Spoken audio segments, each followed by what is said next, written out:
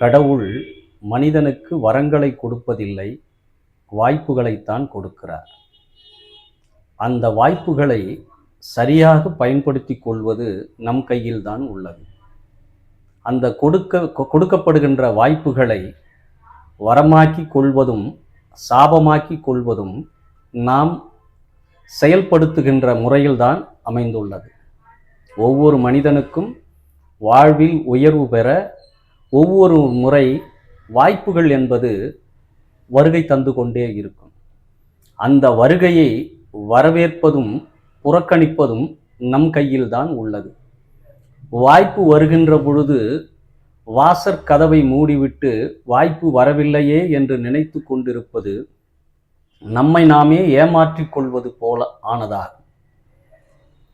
நம்முடைய அடியார் பெருமக்கள் சிவனடியார்கள் என்றால் எப்படி இருப்பார்கள் என்பதை சேக்கிழார் பெரிய புராணத்திலே ஒரு 2 வரிகளில் குறிப்பிடுகிறார். கேடும் ஆக்கமும் கெட்ட திருவினர், ஓடும் செம்பொன்னும் ஒக்கவே நோக்குவர். கேடும் ஆக்கமும் கெட்ட திருவினர். ஒரு அடியார் என்று சொன்னால், அதாவது பக்குவப்பட்ட நிலையிலே ஒரு காயானது எப்பொழுது பழமாகி பழம் கனி என்ற நிலைக்கு வருகின்றதோ அப்பொழுது அது பக்குவ நிலைக்கு வருகிறது. அப்படி பக்குவ நிலையில் வரக்கூடிய அடியார் என்பவர் எப்படி இருப்பார் என்றால், கேடும் ஆக்கமும் கெட்ட திருவினர். ஒருவருடைய வாழ்க்கையிலே கெட்ட செயல்கள் நடந்தாலும் சரி, நல்ல செயல்கள் நடந்தாலும் சரி, இரண்டையும் சமநிலை நோக்கோடு எவர் நினைக்கிறாரோ அவர்தான் உண்மையான சிவனடியார். ஓடும் செம்பொன்னும் ஒக்கவே நோக்குவர். அதாவது ஒருவர் கையிலே ஓடு கிடைத்தாலும் சரி, அல்லது பொன்னாலான அணிகலன்கள் கிடைத்தாலும் சரி, ஒரு அடியாருக்கு அந்த ஓடும் ஒன்றுதான், கையில் கிடைத்த அந்த பொன்னாலான அணிகலனும் ஒன்றுதான். இரண்டையும் சமநிலையில் யார் எண்ணுகிறார்களோ அந்த மனமானது முழுமையான பக்குவ நிலைக்கு எய்திவிட்டது என்பதை புரிந்து கொள்ள வேண்டும். கேடும் ஆக்கமும் கெட்ட திருவினர், ஓடும் செம்பொன்னும் ஒக்கவே நோக்குவர். இதுதான் அடிப்படையில் ஒரு அடியாராக இருக்கக்கூடியவருக்குரிய இயல்பாக புரிந்து கொள்ளப்படும். ஒரு காயானது முதலிலே பழம் என்ற நிலைக்கு வரும். அந்த காய் பழம் என்ற நிலைக்கு வருகின்ற பொழுது அது தன்னுடைய இயல்பிலிருந்து மாறி, அதாவது காய் என்ற நிலையிலிருந்து மாறி பழம் என்ற நிலைக்கு வருகின்றது. பிறகு பழம் என்ற நிலையிலிருந்து அது கனி என்ற நிலைக்கு மாறுகிறது. அந்த கனி என்ற நிலைக்கு அடுத்து அது அழுகத் தொடங்கிவிடும். ஆதலால் ஒரு மனிதனுடைய ஆன்மாவானது எப்பொழுது பக்குவப்படுகிறது என்றால், பழ நிலையிலிருந்து எப்பொழுது கனியாக மாறுகிறதோ அந்த கனி நிலைக்கு இந்த மனமானது வந்துவிட்டால் நாம் இறைவனை பற்றி கொள்வதற்குரிய பக்குவ நிலையை நாம் அடைந்து விட்டோம் என்பது அதற்கான அறிகுறியாகும்.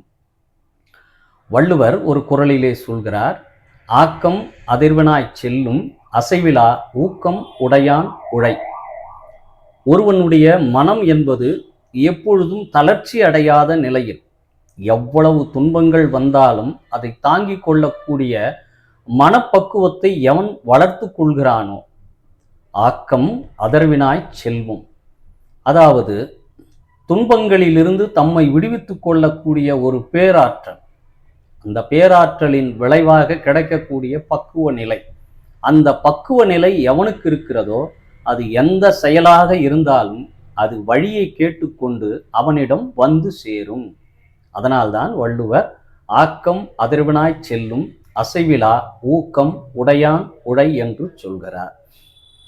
நாம் எந்த செயலை எடுத்து செயல்படுத்தினாலும் அந்த செயலிலே நாம் ஒரு முழுமையான நம்பிக்கை வைக்க வேண்டும்.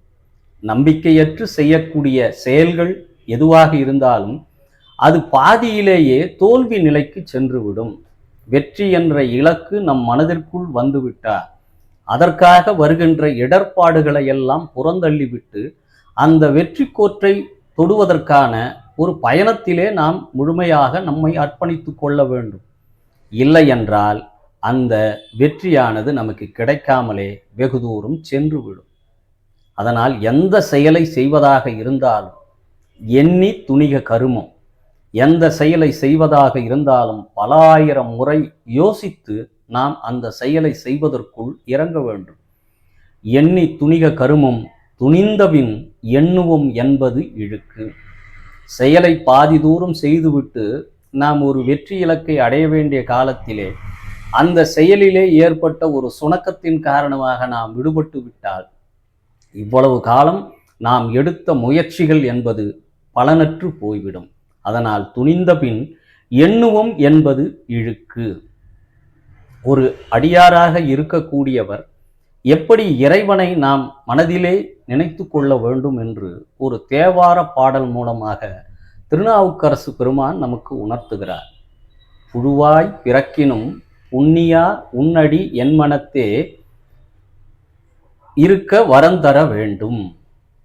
அதாவது ஒரு புழுவாக நான் பிறந்தாலும் நீ என் மனதிலே இருக்கக்கூடிய எண்ணத்தை எனக்கு நீ உணர்த்த வேண்டும். இல்லை என்றால் நான் உன்னை மறந்துவிட்டால் நான் இந்த பிறவி பயன் எடுத்ததற்குரிய காரணமே இல்லாமல் போய்விடும். அதனால்தான் திருநாவுக்கரசு பெருமான் சொல்கிறாய், புழுவாய் பிறக்கினும் புண்ணியா உன்னடி என் மனத்தே வழுவாதிருக்க வரம் தர வேண்டும். இவ்வையகத்தே உன்னை தொழுவார்க்கு இருந்து நீ அருள் செய்ய வேண்டும் என்று வேண்டுகிறார். அதாவது எனக்கு மட்டும் நீ அருள் செய்தால் போதாது, இவ்வையகத்திலே உன்னை யாராரு தொழுகிறார்களோ அவர்களுக்கெல்லாம் இருந்து நீ அருள் செய்ய வேண்டும் என்று வேண்டுகிறார். யாரை வேண்டுகிறார்? திருப்பாதிரி புலியூரிலே இருக்கக்கூடிய பெருமானை அவர் வேண்டுகின்றார். எப்படி வேண்டுகின்றார்? செழுநீர் புனர்கங்கை செஞ்சடை மேல் வைத்த தீவண்ணனே என்று இறைவனை குறிப்பிடுகிறார். அவருடைய தலையின் மேல் புனர்கங்கை, அதாவது கங்கையானது அவருடைய தலையிலே இருக்கக்கூடியது. கையிலே அனலேந்தி ஆடக்கூடியவன் சிவபெருமான். அவனுடைய உருவமே நெருப்பினுடைய வடிவம். அப்படிப்பட்ட இறைவனை அவர் எப்படி வேண்டுகிறார் என்றால், எனக்கு நீ கொடுக்கின்ற பிறவி புழுவாக இருந்தாலும் சரி, புழுவாய் பிறக்கினும் புண்ணியா உன்னடி என் மனத்தே இருக்க வேண்டும் என்று வரந்தர வேண்டும் என்று திருநாவுக்கரசு பெருமான் வேண்டுகிறார். அப்படிப்பட்ட திருநாவுக்கரசு பெருமான் வாழ்விலே ஏற்பட்ட துன்பங்கள் கொஞ்ச நஞ்சம் அல்ல. அதாவது அடியார் பெருமக்களிலே அதிக அளவு துன்பங்களை ஏற்றுக்கொண்டு 81 வயது வரை வாழ்ந்தவர் யார் என்றால் அப்பர் என்று சொல்லப்படுகிற அந்த திருநாவுக்கரசு பெருமான் தான். அவர் வாழ்விலே அனுபவித்த கொடுமைகள் கொஞ்ச நஞ்சம் அல்ல. சமணராக இருந்து அவர் சைவத்திற்கு மாறியது அந்த திருவதிகை வீரட்டானேஸ்வரனுடைய திருவருளால். அவருடைய தமக்கையாராக இருக்கக்கூடிய திலகவதியார் கொடுத்த அந்த திருநீற்றினால் அவருக்கு இருந்த அந்த சூளை நோய் நீங்க பெற்று சமண சமயத்திலிருந்து சைவத்திற்கு அவர் மாறினார்.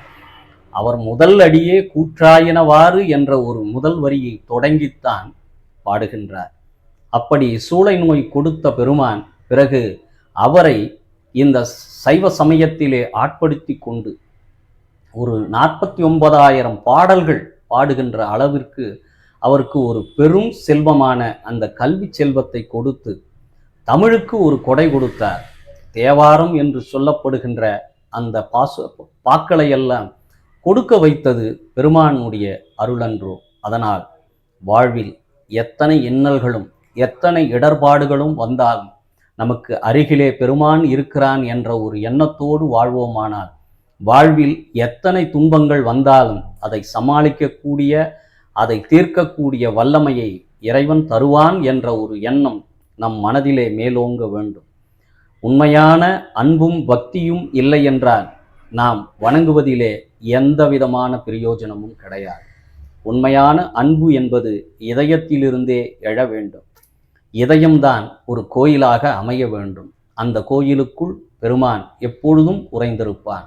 ஆதலால் எந்த சூழ்நிலையிலும் எப்பேற்பட்ட கடினமான காலங்களிலும் இறைவனுடைய திருநாமத்தை உச்சரிக்கின்ற பொழுது அந்த துன்பங்களெல்லாம் விலகி பேரின்பத்தை இறைவன் நமக்கு அருள்வான்.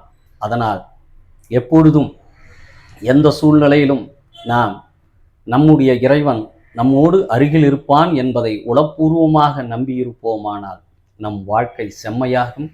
சிவநாமத்தை உச்சரிப்போம், சைவத்தின் கொள்கைகளை நாம் மக்களிடம் கொண்டு சேர்ப்போம் என்று கூறி விடைபெறுகிறேன். மீண்டும் ஒரு காணொளியில் சந்திப்போம்.